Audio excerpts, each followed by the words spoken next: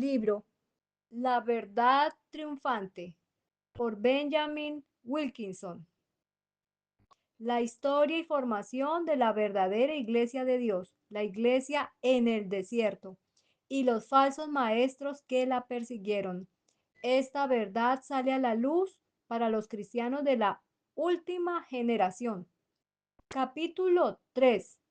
Los orígenes apostólicos de la iglesia en el desierto. El ascenso del cristianismo y la expansión de la iglesia en Siria fueron sorprendentes por su rapidez. Escrito por Burgon y Miller, el texto tradicional de los Santos Evangelios, página 123. En contraste con los 400 años de silencio entre Malaquías y Mateo, la venida del gran Redentor trajo al mundo un mensaje poderoso y estimulante e inauguró una nueva era maravillosa. A ninguno de los profetas anteriores a él se le había permitido cambiar las bases de la dispensación introducida por Moisés. Jesucristo, sin embargo, fue el profeta predicho por Moisés que inauguraría una nueva dispensación. Dio a la humanidad una nueva revelación de Jehová. Los 12 apóstoles, al salir a promulgar las enseñanzas de Jesús, formaron la membresía fundadora de la Iglesia Apostólica, que floreció durante unos 500 años. Luego, gradualmente, las sectas heréticas unidas se apoderaron del poder de las naciones y expulsaron a la verdadera Iglesia al desierto. Estos orígenes apostólicos serán el tema de este capítulo. Antes de la destrucción de Jerusalén, en el año 70 después de Cristo, por el ejército romano, momento en el que los apóstoles fueron dispersados, el evangelio se había extendido a Samaria, Etiopía, Siria, Asia Menor, Grecia, Italia e India. La religión de Cristo se enriqueció en toda su expresión. Como una luz brillante y resplandeciente, evangelizó a zoroastrianos, budistas, filósofos griegos y confucionistas, sentando bases sólidas para el futuro. A medida que la Iglesia apostólica avanzaba, el Evangelio se plantó no solo en diversas naciones, sino también en diferentes idiomas. A menudo, varias naciones usaban el mismo idioma. Por lo tanto, en este volumen, el cristianismo sirio o siriaco se refería a todas las iglesias que tienen orígenes sirios, es decir, a los misioneros y autores sirios a quienes las iglesias posteriores consideraron pioneros del idioma siriaco en sus servicios, como por ejemplo en Siria, Asiria, Persia, India y China. De igual manera, el término cristianismo celta se aplicará a todas las iglesias y naciones que usaban el idioma celta en su culto divino, como Galacia y Francia, así como Irlanda, Escocia e Inglaterra, antes de que Inglaterra fuera invadida por los anglosajones paganos. El cristianismo griego se refería a las iglesias de todo el mundo, donde se usaba el idioma griego en su literatura y culto. El cristianismo latino se refiere particularmente a la patria de los romanos, Italia, y a algunas otras naciones. No se puede establecer una regla estricta para la superposición de estas diferentes designaciones y términos. Solo se puede dar una descripción general. Subtítulo: El cristianismo entre los judíos. El evangelio llegó primero a los judíos. Es fácil olvidar que casi todos los héroes de la Biblia eran judíos y que cada libro de las Sagradas Escrituras fueron escritos por un hebreo. Jesucristo mismo era israelita. Fue a quienes llevaban la sangre de Abraham en las venas, a quienes el Redentor dirigió primero su mensaje. Sus apóstoles fueron enviados a las ovejas perdidas de la casa de Israel. Decenas de miles recibieron la palabra con alegría y entre ellos había muchos sacerdotes. El mensaje penetró hasta los confines de la tierra, donde los judíos habían sido esparcidos y sus descendientes se contaban por millones. Durante mucho tiempo, como se mostrará en capítulos posteriores, la mayor parte de los miembros de la iglesia primitiva se había ganado entre los descendientes de Israel. Los primeros, aparte de los judíos, en aceptar el Evangelio fueron los samaritanos. Cristo había predicho que sus discípulos darían testimonio de él en Judea, Samaria y hasta los confines de la tierra. Felipe el diácono, recién elegido, fue quien decidió anunciar la buena noticia a los samaritanos. Samaria fue el único lugar donde los hombres tuvieron la presunción de construir un templo que rivalizaba con el de Jerusalén. Se afirmaba que era el sucesor del templo de Salomón. Solo aquí se podía encontrar otro Pentateuco. El pequeño grupo de samaritanos que aún existe considera esos 5 primeros libros de Moisés escritos en las antiguas letras hebreas como su mayor tesoro. Etiopía es el segundo país extranjero evangelizado por la Iglesia de Jerusalén. La historia, según se relata en el libro de los Hechos, representa a Felipe, el evangelista, guiado hacia el sur por el Espíritu Santo tras sus victorias en Samaria.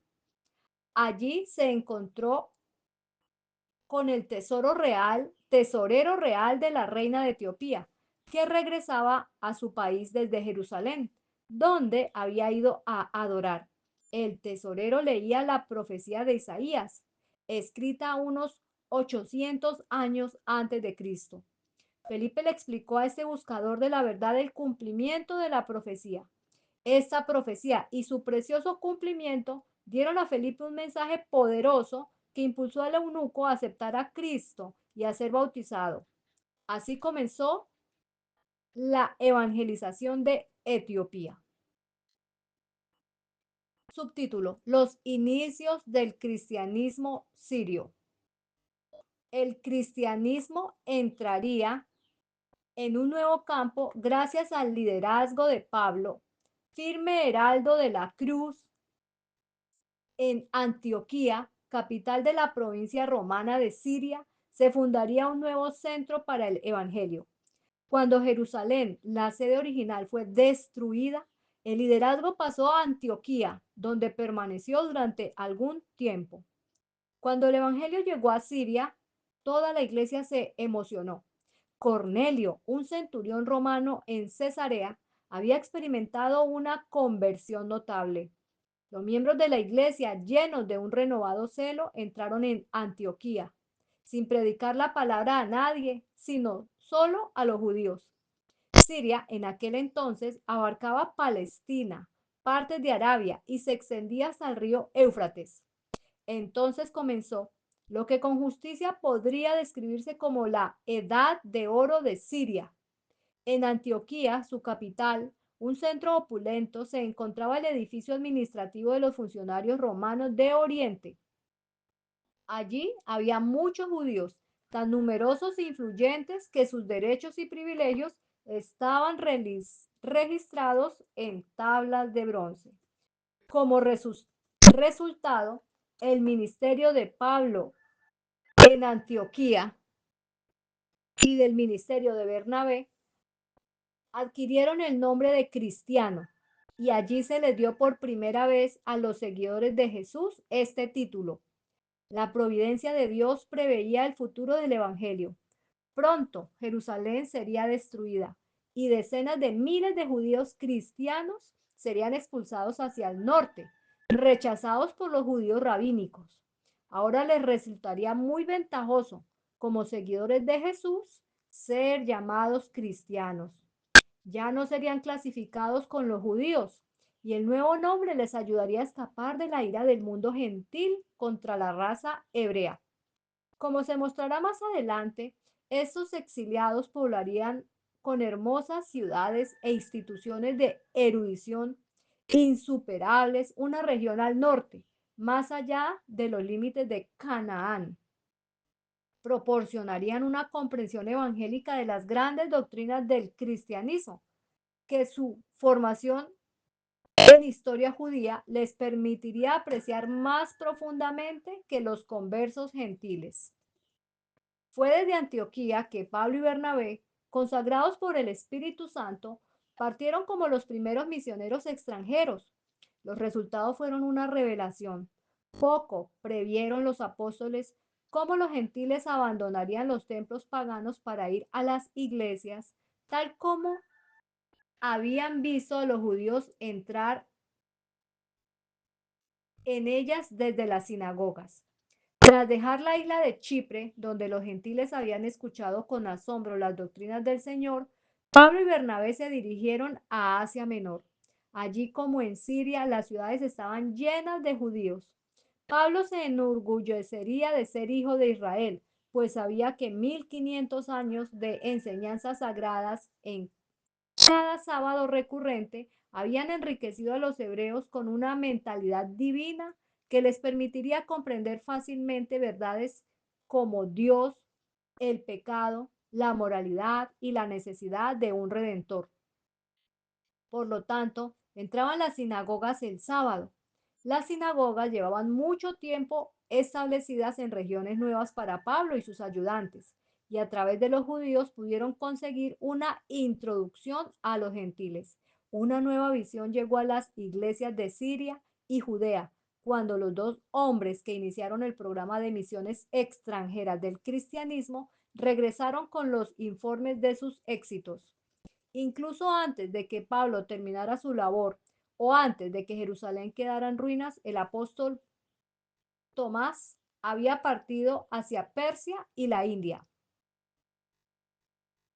Hacia el este, oriente, en estas fértiles tierras entre los ríos Tigris y Éufrates y sus alrededores, se asentaron los inicios del cristianismo en el segundo centro sirio, Edesa. Edesa es hoy la ciudad de Urfu, en Asia Menor. En aquel entonces la capital del pequeño reino de Osroene. Esta ciudad se encontraba a unos 300 kilómetros al noreste de Antioquía. Desde allí el cristianismo se extendió a Persia, India, Partia y China. Y desde ella y otras ciudades cercanas provino el apoyo continuo a la obra de esos lejanos países orientales. Respecto a Edesa, un conocido orientalista escribe lo siguiente: Edesa también contaba con una célebre escuela de investigación médica que se trasladó a Nisibis. Muchos médicos famosos se contaban entre las filas de nestorianas que se graduaron allí. En Edesa se hablaba el siriaco, el arameo más puro. Tertuliano, que escribió unos 75 años después de la muerte del apóstol Juan, habla de la difusión del cristianismo en el siguiente lenguaje: ¿en quién más han creído las naciones del mundo sino en el Cristo ya venido? ¿En quién han creído las naciones partos, medas, elamitas y los que habitan en Mesopotamia, Armenia, Frigia, Capadocia, los que habitan en el Ponto, Asia y Panfilia, los que permanecen en Egipto y los habitantes de la región de África que está más allá del Cirene, romanos y extranjeros? Sí, y los judíos de Jerusalén y todas las demás naciones, como por ejemplo las diversas razas de los gétulos y los múltiples confines de los moros, todos los límites de las Hispanias y las diversas naciones de los galos y los lugares frecuentados por los británicos, inaccesibles para los romanos, pero subyugados a Cristo. En todos estos lugares reina el nombre del Cristo ya ha venido. Cita tomada del libro Tertuliano, una respuesta a los judíos, capítulo 7, que se encuentra en Padres Antinicenos, volumen 3, páginas 157 y 158. ¿Quién trajo el conocimiento de Cristo a todos estos lugares? Aquellos cristianos que poseían el espíritu de la genuina teología siria. Sin embargo, hubo otros que enseñaron falsas doctrinas. El gnosticismo, producto de Alejandría, Egipto, rival de Antioquía, fue una unión de la filosofía pagana y las verdades del Evangelio. Mientras fundaba iglesias y construía universidades, rechazaba el Antiguo Testamento, negaba la creación y despreciaba a todos los judíos, incluso a los judíos cristianos. Con estas palabras, el historiador Newman describe acertadamente la diferencia entre la teología de Antioquía y la de Alejandría. En las grandes controversias cristológicas del siglo IV y siguientes, Alejandría y Antioquía siempre fueron antagonistas. Alejandría representaba un trascendentalismo místico y promovía la interpretación alegórica de las escrituras. Antioquía insiste en la interpretación gramatical histórica de las escrituras y no tiene simpatía por los modos místicos del pensamiento.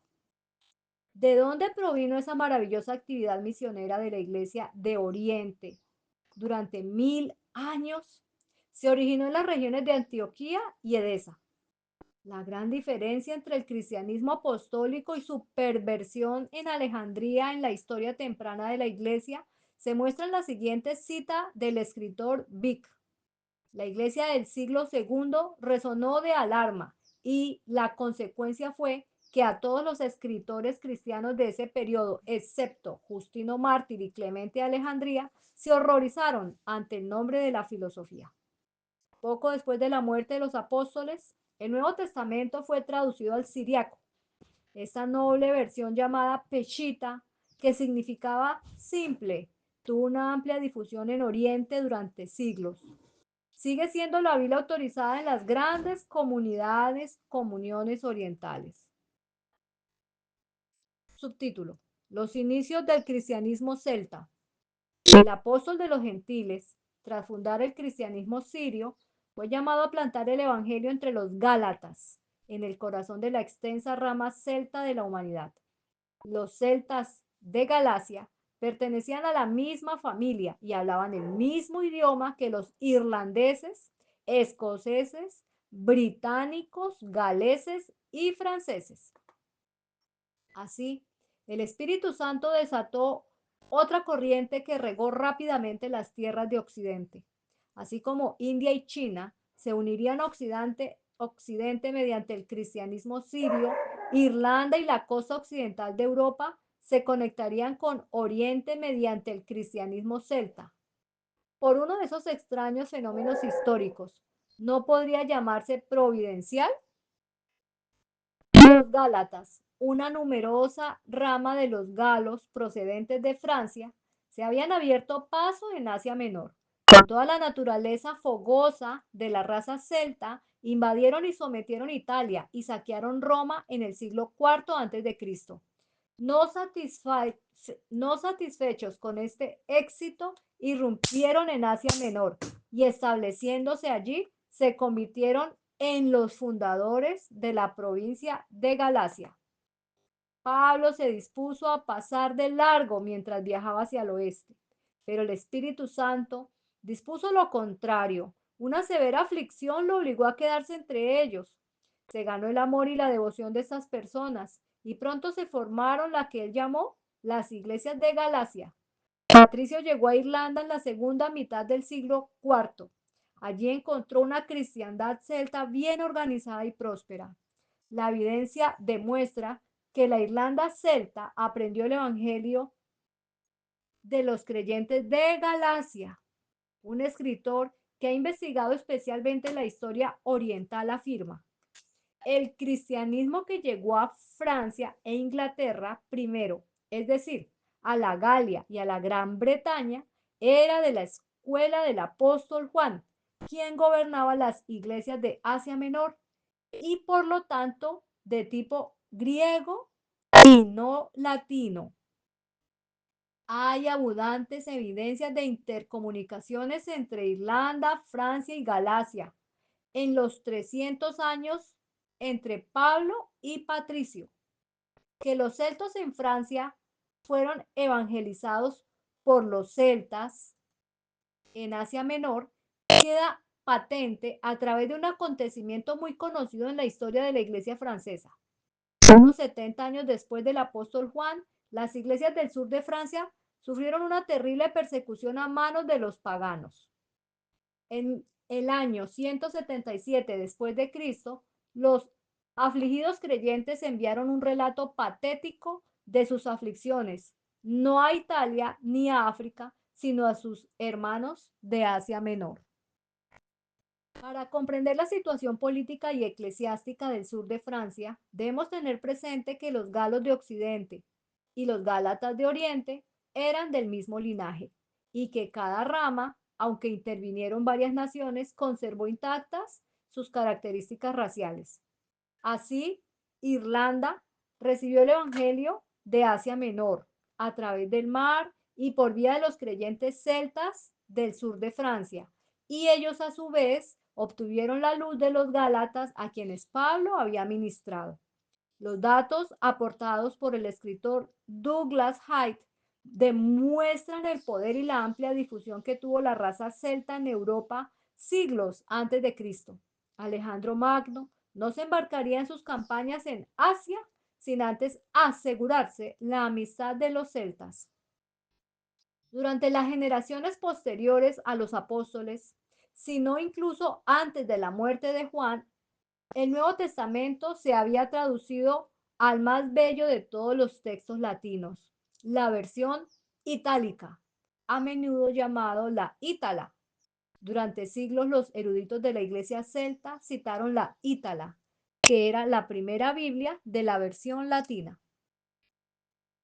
Subtítulo: Los inicios del cristianismo griego. Después de trabajar en Galacia, Pablo recibió instrucciones del Señor en una visión nocturna para ir a Grecia. Podrían haber pasado el resto de sus días provechosamente en Asia Menor, pero el Espíritu Santo le dispuso lo contrario. Mediante sus célebres labores en los centros griegos de Filipos, Tesalónica, Berea, Atenas, Corinto y posteriormente Éfeso, el apóstol fundó el cristianismo griego. En Atenas se adentró en el centro intelectual mundial del paganismo. Grecia aún palpitaba con los gloriosos recuerdos de sus victorias sobre los millones de persas y la nación se deleitaba con la rica riqueza de su literatura de oro. Pablo plantó el Evangelio entre el pueblo que hablaba el idioma griego, ese medio a través del cual Dios se complació en transmitir al mundo la más excelsa de todas las literaturas, el Nuevo Testamento griego. Las primeras revelaciones dadas a la iglesia evangélica fueron escritas en griego. Posteriormente surgió un profundo odio entre las iglesias griega y latina, y los eclesiásticos griegos y latinos se lanzaron amargas palabras.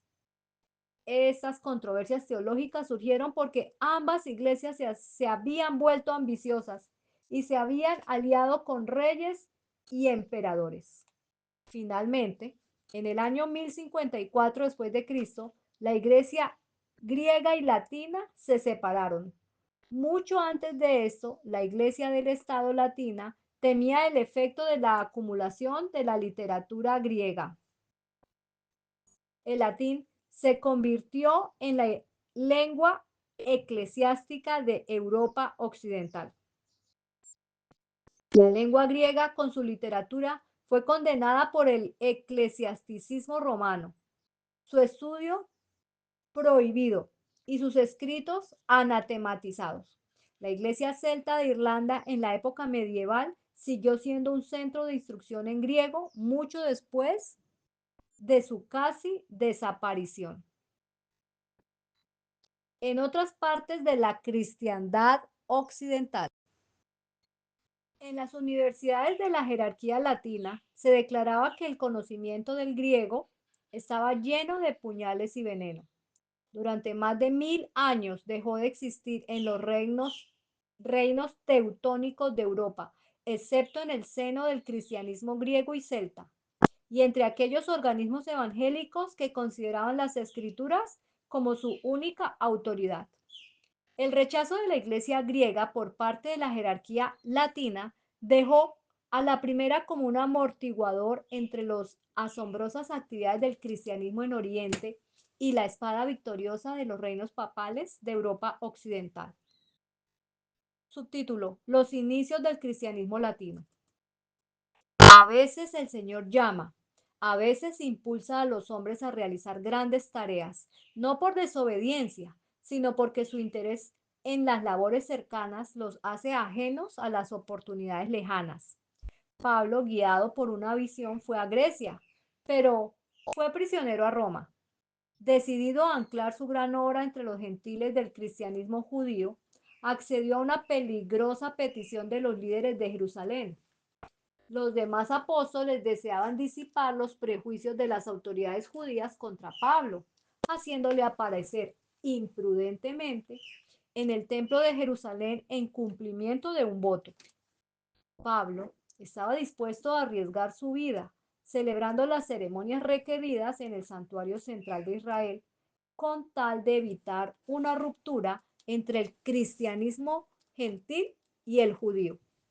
Sabía que los creyentes gentiles habían recibido escasa formación en las profundas verdades del Evangelio. Será por esta razón que prácticamente todas sus epístolas están escritas a las jóvenes e inexpertas iglesias gentiles. Además, en visión, él previó la oposición aplastante que crecería hasta convertirse en una iglesia apóstata y que perseguiría a la iglesia verdadera por 1260 años. Y por lo tanto, anhelaba vincular las nuevas iglesias gentiles a un judaísmo experimentado que se había convertido a Cristo.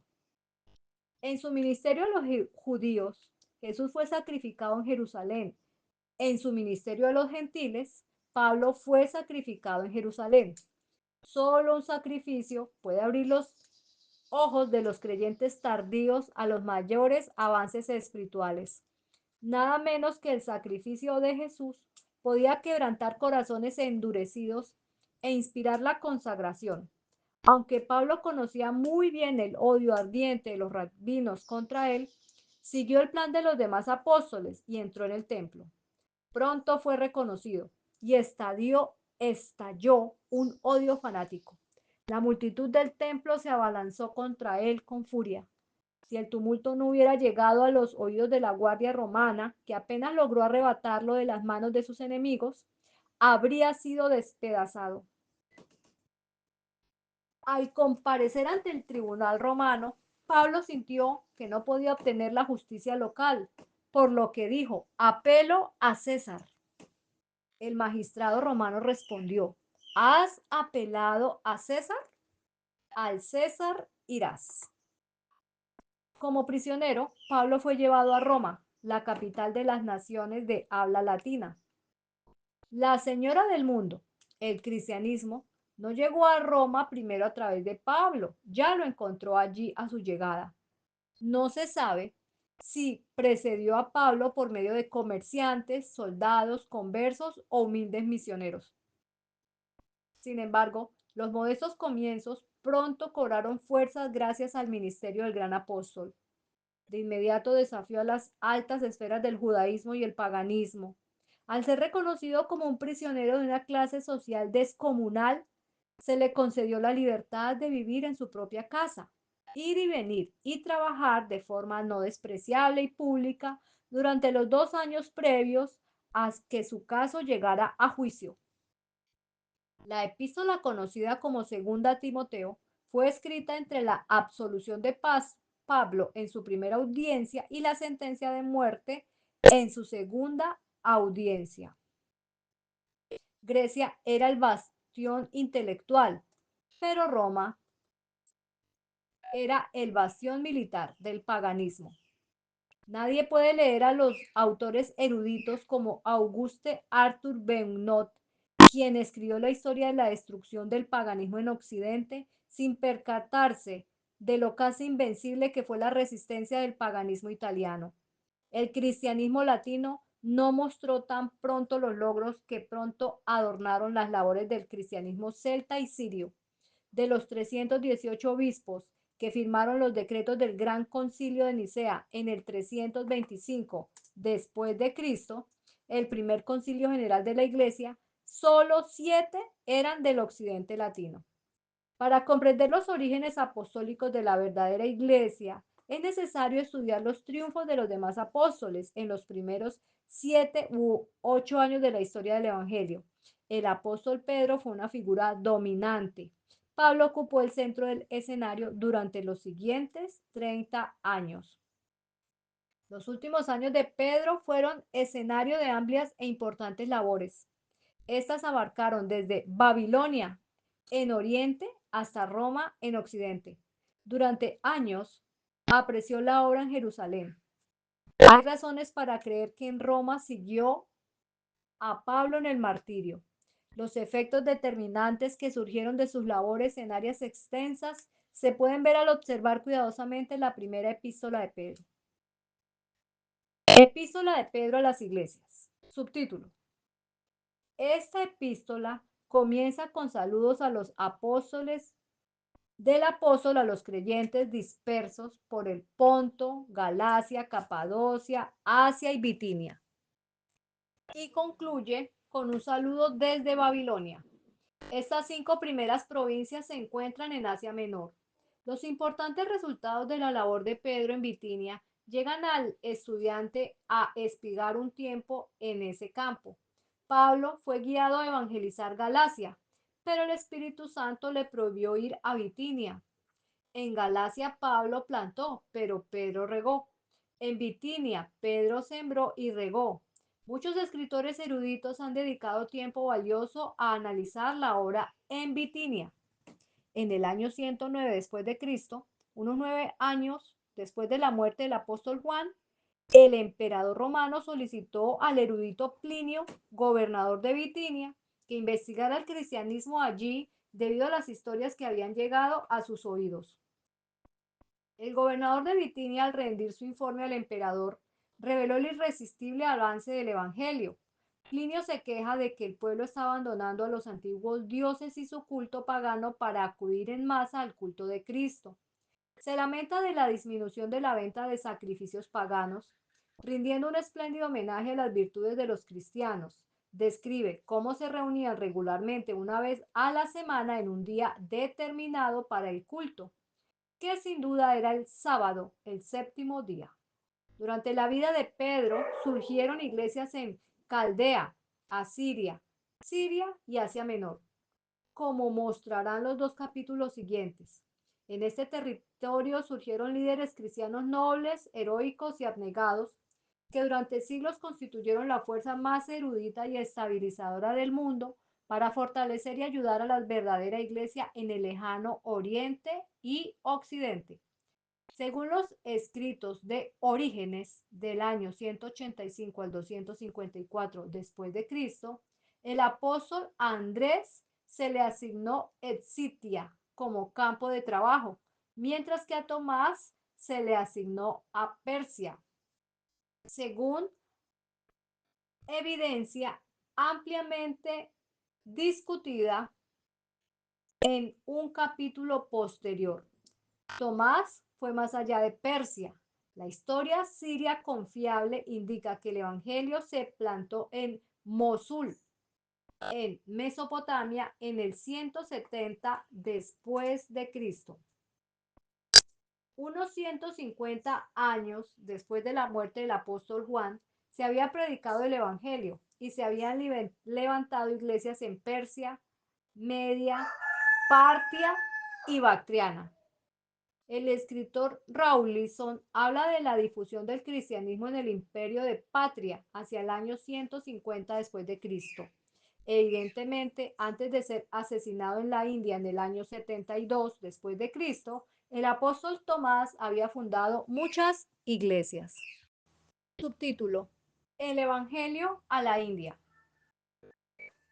Panteno, uno de los fundadores de la Escuela Teológica de Alejandría, 70 años después de la muerte del apóstol Juan, fue a un país que llamó India, según se relata, y reportó evidencias de que el apóstol Bartolomé había trabajado allí.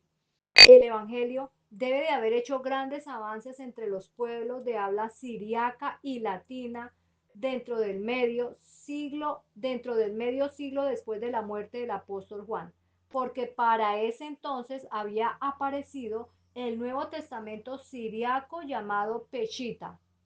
Se indica que el cristianismo se extendió entre todos los rangos a lo largo de Persia, Partia, Media y Bactriana durante el reinado del emperador Marco Aurelio, del 161 al 180 después de Cristo.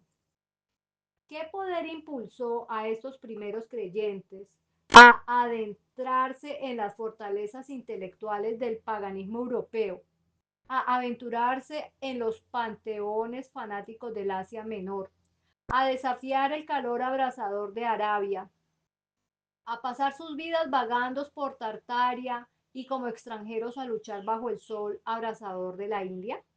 Este poder era la palabra de Dios que ardía como fuego en sus corazones. Clamaron con el apóstol Pablo: ¡ay de mí si no predico el Evangelio! Esos primeros misioneros se aferraron a la Biblia como guía que los protegería, que los guiaría de ser engañados por apostasías, falsificaciones y lobos disfrazados de ovejas.